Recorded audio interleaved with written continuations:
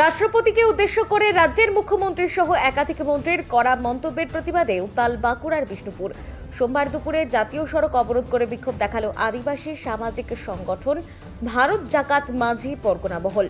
দুপুর প্রায় 1টা নাগাদ বিষ্ণুপুরের বিরাই মোড়ে 14 নম্বর জাতীয় সড়ক অবরোধ করে বিক্ষোভে সামিল হন সংগঠনের সদস্যরা।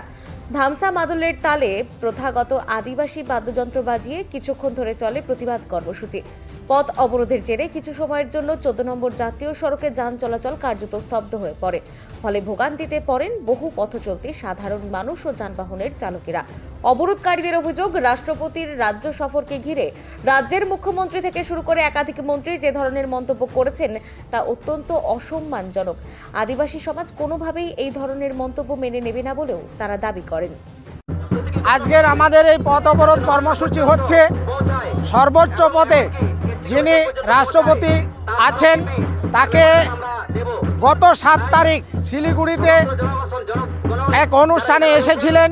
সেখানে আসার পর যেভাবে আমাদের এই পশ্চিমবাংলার কয়েকজন মন্ত্রী বা মুখ্যমন্ত্রী খারাপ ভাষায় মন্তব্য করেছেন, সেই সমস্ত ভাষাকে আদিবাসী সম্প্রদায়ের মানুষ মেনে নিতে পারছেন না।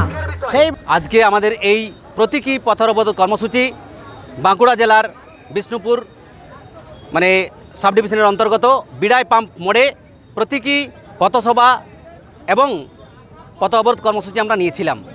এই পথ অবরোধ কর্মসূচি আজকে অর্থাৎ 16ই মার্চ সারা পশ্চিমবাংলার প্রত্যেকটা জেলায় জেলায়, প্রত্যেকটা ডিএম অফিসে, প্রত্যেকটা আদিবাসী অধ্যুষিত থানায় থানায় এইরূপ পথসভা কর্মসূচি, প্রতিবাদ কর্মসূচি আমরা ভারত জাকাত মাঝি পরগনা মহল এবং আমাদের মাদার সংগঠন ইউপার পক্ষ থেকে আমরা নিয়েছি।